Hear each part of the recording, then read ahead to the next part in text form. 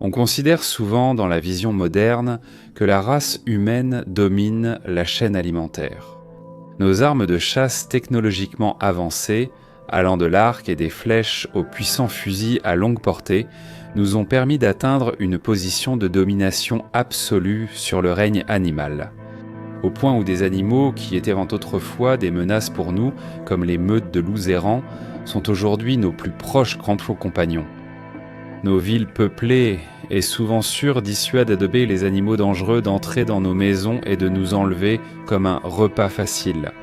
Et même lorsque nous pénétrons dans les vastes domaines sauvages des grands parcs nationaux du monde, beaucoup de gens sont bien informés sur la façon d'éviter de devenir la proie d'un grand félin ou d'un ours attaquant. Cependant, cela n'a pas toujours été le cas. Jetez un regard, ne serait-ce qu'un peu, en arrière dans l'histoire évolutive de nos ancêtres, et vous verriez une histoire bien différente. Dès l'instant où les hominidés sont descendus des arbres et ont marché debout à travers les savanes d'Afrique, nous avions d'énormes cibles dans le dos. Des animaux prédateurs, à la fois étranges et familiers, rôdaient dans les hautes herbes, au sommet des arbres, dans les profondeurs des lacs et des rivières, et même à découvert, presque partout où les humains migraient sur Terre. Quelque chose attendait là, prêt à se révéler mortel pour ceux qui n'étaient pas préparés ou mal équipés pour se défendre contre une attaque. Aujourd'hui, nous allons explorer les années de l'histoire évolutive, à une époque où les humains n'avaient pas encore revendiqué leur domination sur le règne animal. Nous allons explorer l'évolution humaine dans son ensemble, en examinant les créatures mortelles du passé de la Terre et même du présent. Celles-ci auraient, de manière opportuniste, causé de grands torts à nos ancêtres. Nous allons explorer les géants de l'âge de pierre, ces premières menaces dans l'Afrique ancienne, ainsi que certaines peurs plus inattendues auxquelles ceux qui nous ont précédés ont dû faire face.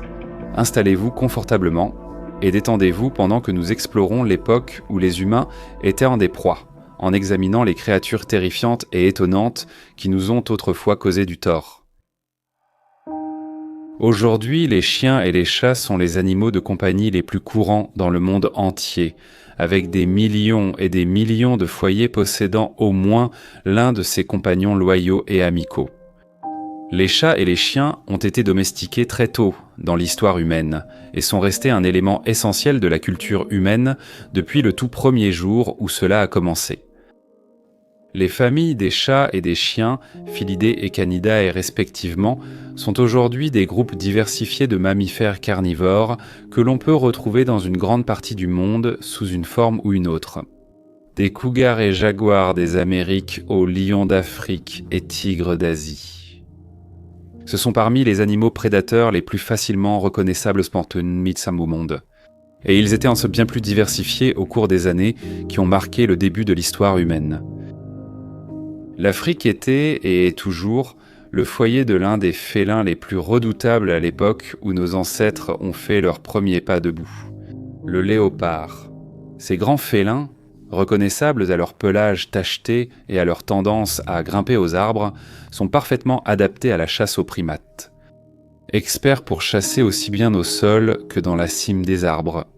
Les léopards sont des prédateurs furtifs et embusqués, connus pour prendre les singes comme principale source de proie. Ils peuvent grimper dans les arbres la nuit lorsque les primates dorment, les prenant complètement par surprise, puis leurs coups et mâchoires pinachalement puissants les emportent dans un endroit sûr pour les dévorer. Il ne vous surprendra donc peut-être pas d'apprendre que les léopards étaient l'un des principaux prédateurs des premiers humains et hominidés, faisant leurs premiers pas debout dans les prairies d'Afrique subsaharienne. Non seulement les léopards passent une grande partie de leur temps à chasser les primates, mais ils semblent également être spécialement adaptés pour cela. Dans l'Afrique du Sud actuelle, dans les paysages spectaculaires du parc national Kruger, plus de 70% de toutes les morts de babouins sont dues à la prédation des léopards. Et en retour, plus de la moitié des proies capturées par les léopards sont des singes et des grands singes. On sait qu'ils s'attaquent à des grands singes aussi imposants que les chimpanzés et même les gorilles. Et un léopard dans la ville sri-lankaise de Punanai était connu pour avoir ôté la vie à 12 personnes, Regardez les vastes plaines d'Afrique de nos jours, et vous pourriez tomber sur l'un des, sinon le plus emblématique prédateur du règne animal, le lion d'Afrique. Ces puissants prédateurs dominants vivent en groupes familiaux à travers les savanes et les plaines de l'Afrique subsaharienne et sont connus pour leur capacité à chasser certains des herbivores les plus grands, les plus forts et les plus rapides du continent. Les lions sous leur forme actuelle étaient déjà présents à l'époque du Pléistocène, lorsque nos ancêtres commençaient à s'étendre dans les prairies d'Afrique. Aujourd'hui, ils représentent une menace importante pour les primates et font partie des rares carnivores connus pour chasser activement les humains lorsque les conditions s'y prêtent. Entre 1932 et 1947, on pense que les lions ont été responsables de la mort de plus de 1500 personnes dans le district de Njumbe, en Tanzanie. Et il y a toutes les raisons de croire que ce comportement aurait été observé. À cette époque, nos ancêtres commençaient à marcher debout. On sait que les lions prennent les chimpanzés pour proie lorsque l'occasion se présente, et il est également connu que les chimpanzés réagissent à ce type de comportement.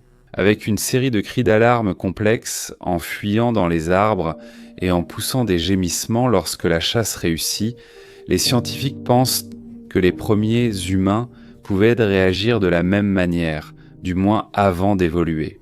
Les moyens de se défendre adéquatement avec des pierres et des lances. De plus, lorsque Homo erectus a migré pour la première fois dans les forêts de bambou d'Asie du Sud et du Sud-Est, il a dû rencontrer un autre visage familier. Le tigre. Les tigres, les prédateurs suprêmes de la majeure partie de l'Asie, sont connus pour avoir attaqué des humains avec une relative facilité par le passé. Certains tigres ont été responsables de nombreuses attaques contre des humains dans certaines régions. Ils utilisent leur célèbre pelage rayé pour se fondre dans les hautes herbes qui les entourent. Ce qui signifie que si un hominidé se promenait dans le territoire d'un tigre sans s'en rendre compte, il ne faudrait pas longtemps avant qu'il ne se retrouve face à d'énormes pattes griffues et à des dents acérées et perçantes. On sait également qu'une série d'espèces de félins, aujourd'hui disparues, chassaient activement nos premiers ancêtres. Macarodus est un de ces genres de félins, et fait partie de la variété des tigres à dents de sabre, dont le nom se traduit du grec à l'anglais par dong tuakakans kukwashanakhansut,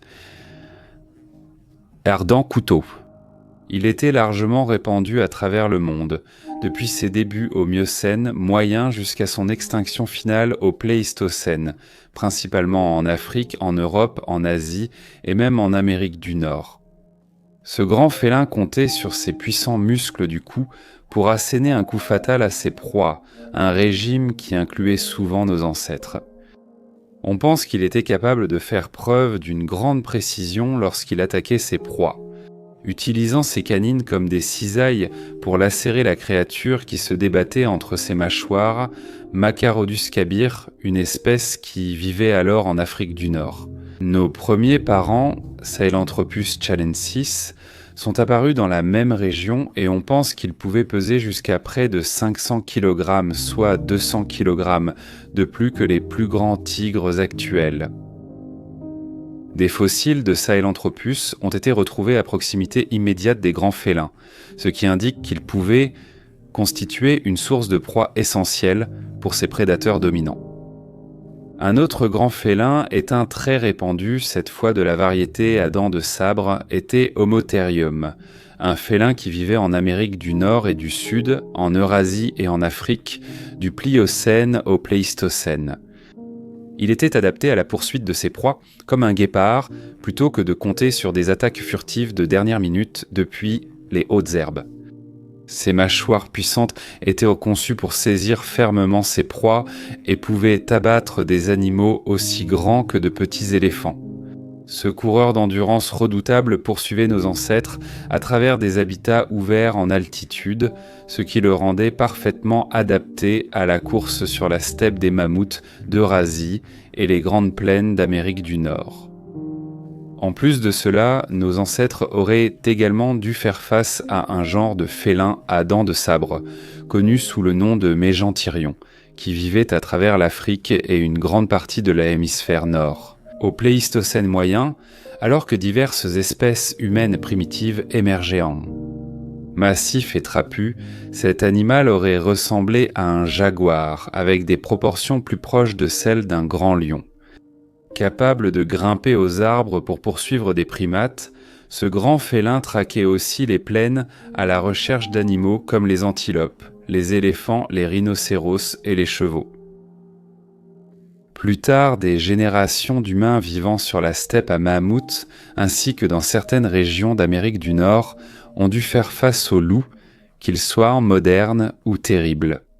Les loups les plus terribles, contrairement à la façon dont ils sont représentés dans la célèbre série dramatique Game of Thrones, n'étaient que légèrement plus grands que leurs parents modernes. Mais ils pouvaient tout de même représenter une menace importante pour les groupes nomades de chasseurs-cueilleurs lorsqu'ils avaient suffisamment faim.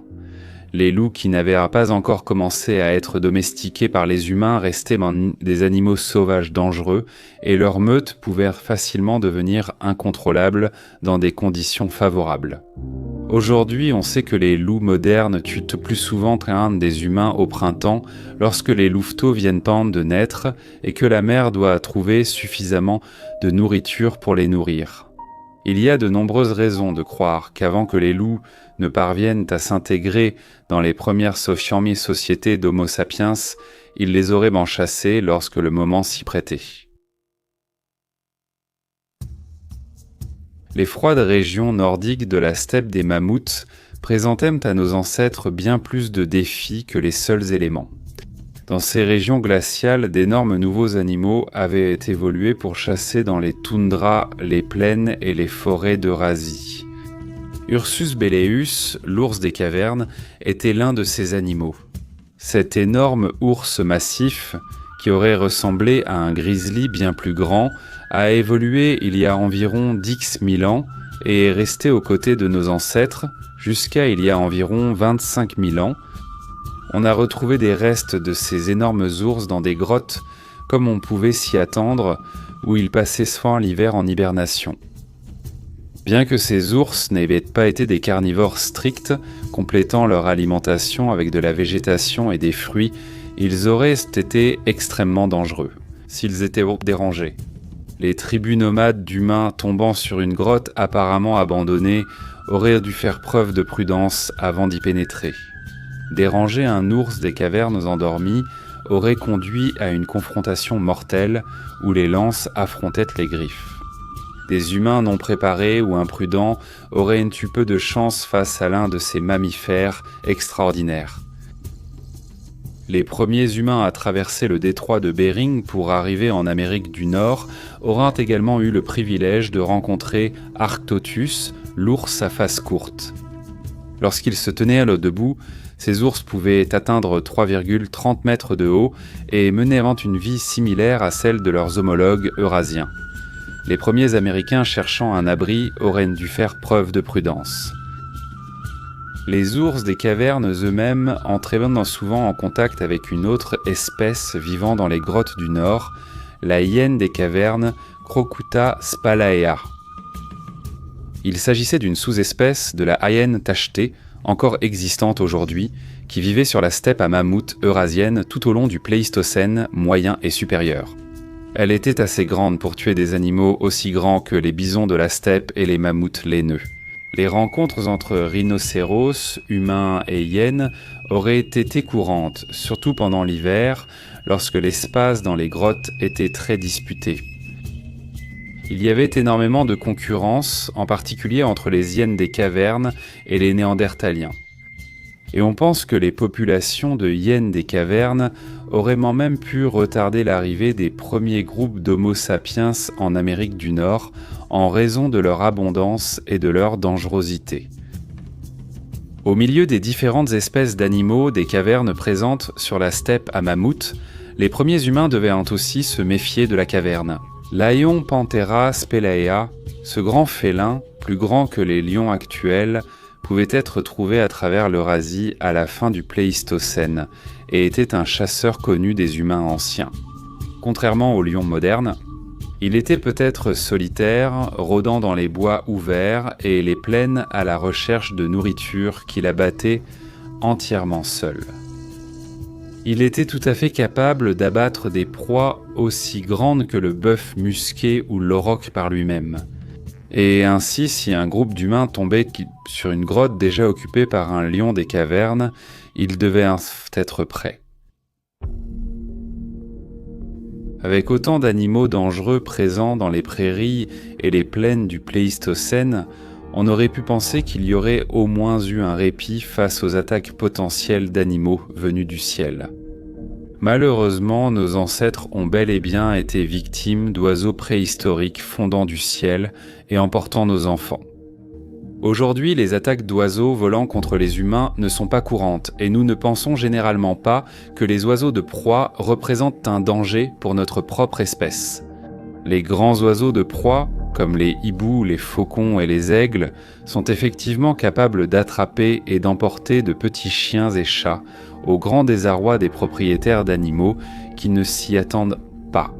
Mais nous, en tant qu'êtres humains, sommes généralement en sécurité. Pour nos ancêtres, cependant, c'était différent.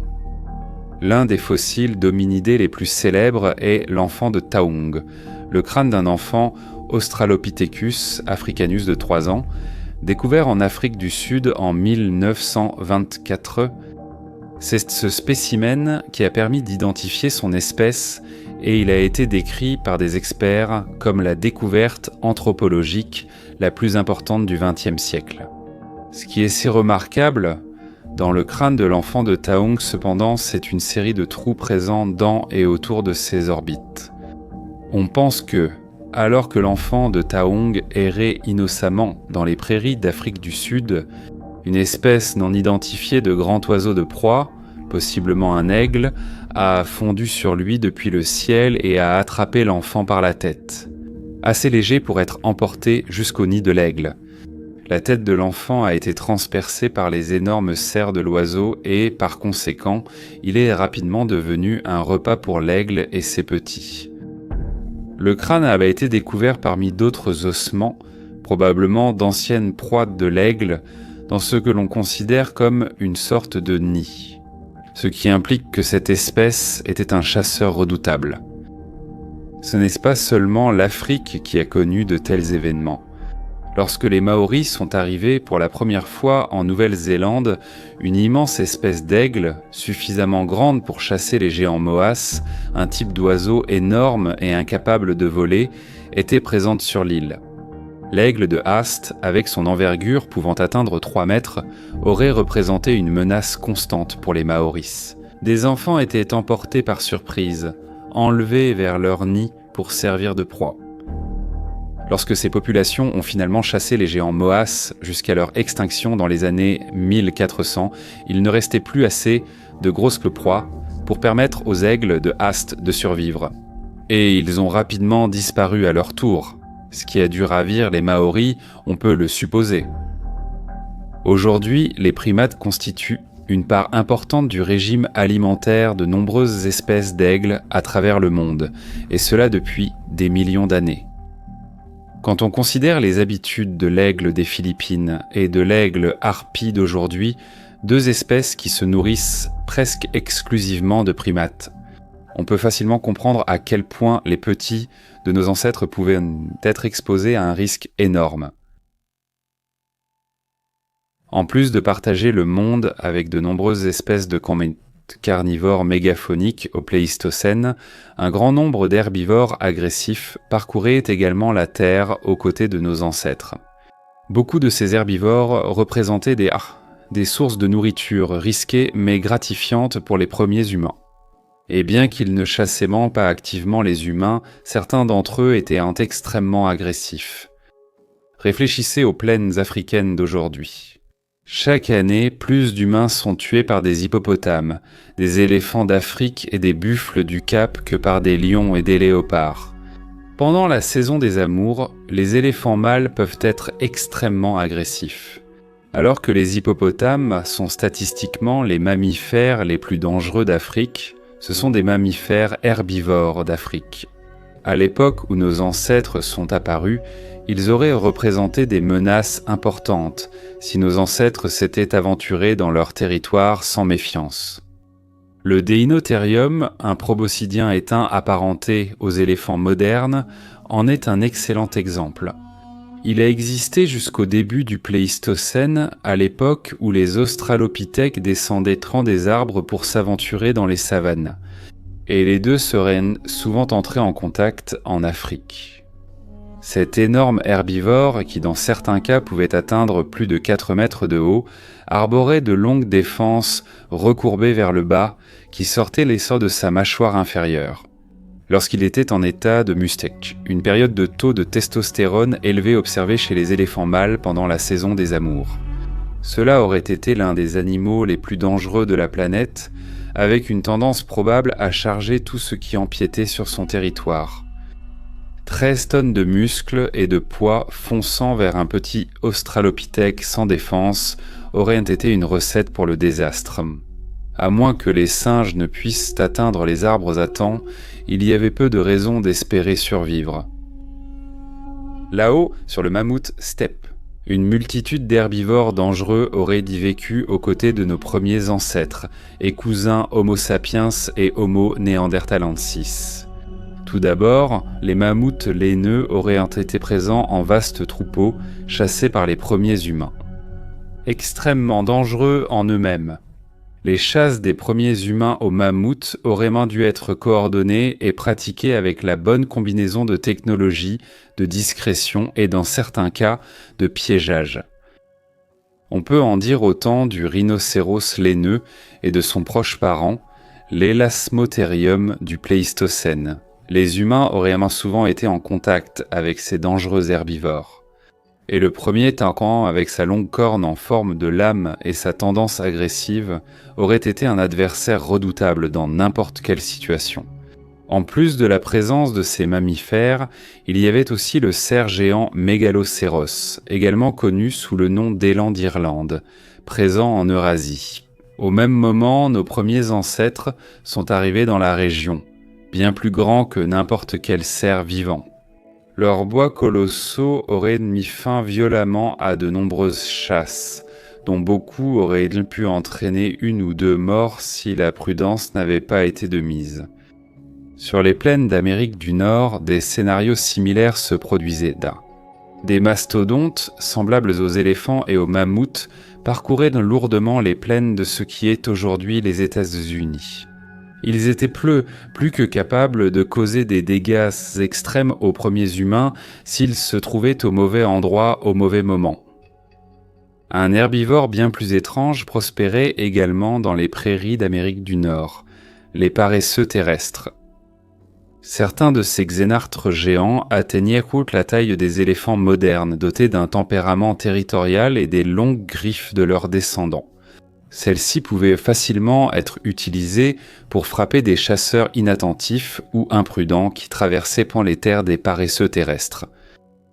Plus au sud, des animaux comme Didicurus parcouraient les vastes prairies de ce qui est aujourd'hui le Brésil.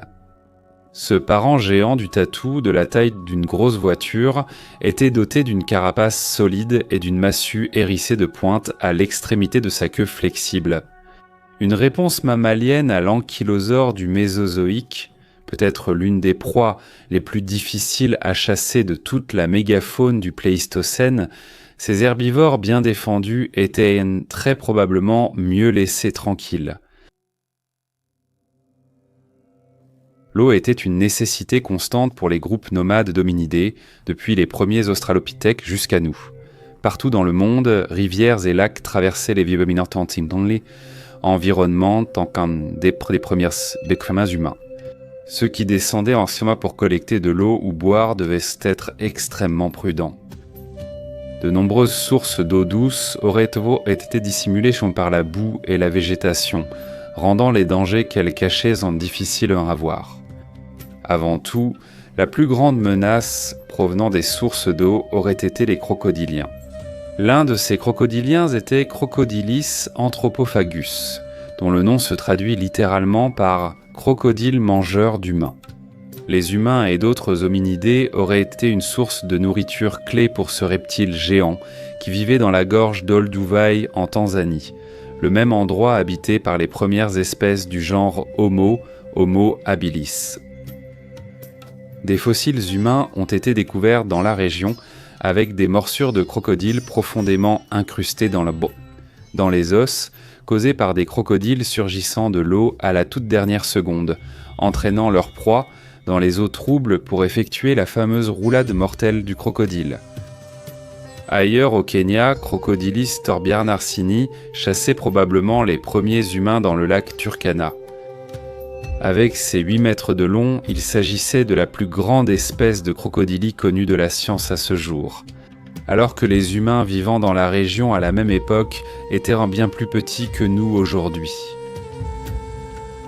Nous ne pouvons pas inclure une section sur les reptiles, mangeurs d'hommes, sans prendre en compte la mégafaune d'Australie. Les premiers hommes à poser le pied sur cette île vaste et écologiquement diversifiée auraient rencontré certains des reptiles les plus redoutables à avoir foulé la Terre depuis l'époque des dinosaures. L'un de ces animaux présents en Australie lorsque les hommes sont arrivés était le Megalania, également connu sous son nom scientifique Varanus priscus. C'était un varan, un parent massif du dragon de Komodo actuel. Les fossiles indiquent que ce géant, comme ses parents les dragons de Komodo, était venimeux et capable d'abattre de grandes proies d'une seule morsure. Il attendait que le venin fasse effet une fois injecté. On a également trouvé en Australie, lors de l'arrivée des premiers humains, Quinkana, un genre de crocodilien connu dans le Queensland au Pléistocène, qui pouvait atteindre près de 6 mètres de long, selon l'espèce concernée.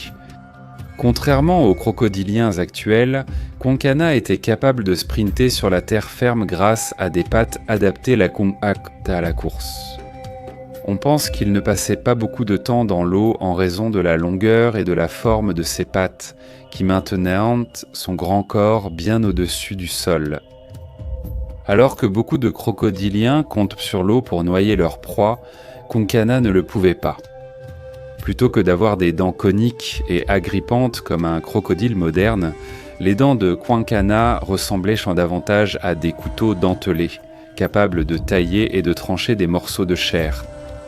Compte tenu de sa taille incroyable et de sa vitesse probable, des humains mal équipés figuraient presque certainement au menu de ce crocodilien géant. Si d'énormes varans venimeux et des crocodiles terrestres capables de courir ne suffisaient pas à inquiéter nos ancêtres australiens. Il y avait aussi Wonombi, un serpent colossal de 6 mètres de long, nommé d'après le serpent mythique du folklore aborigène du temps du rêve.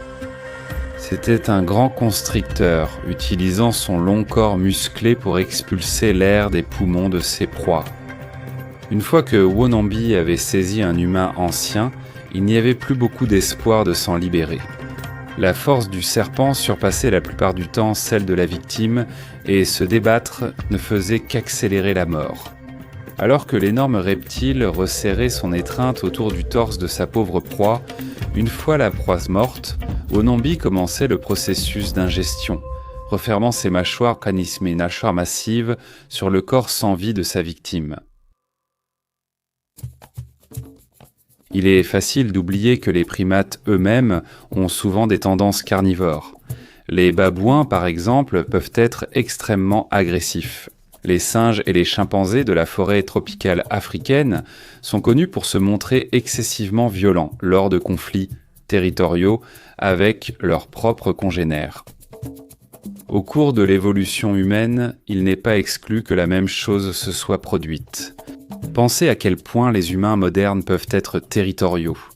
Peut-être que d'anciens groupes d'humains errant de façon nomade à travers la steppe des mammouths se retrouvaient souvent en conflit avec des groupes rivaux pour des ressources, de l'espace ou un abri. Les scientifiques ont même exhumé une série de fossiles de néandertaliens en Europe qui semblent avoir été victimes de cannibalisme. Mais ce n'était pas un comportement courant. Il aurait peu de sens que les néandertaliens chassent leurs semblables alors que les populations étaient clairsemées sur la steppe des mammouths à la fin du Pléistocène. On pense donc que ces humains ont pu se consommer les uns les autres pour des raisons de survie.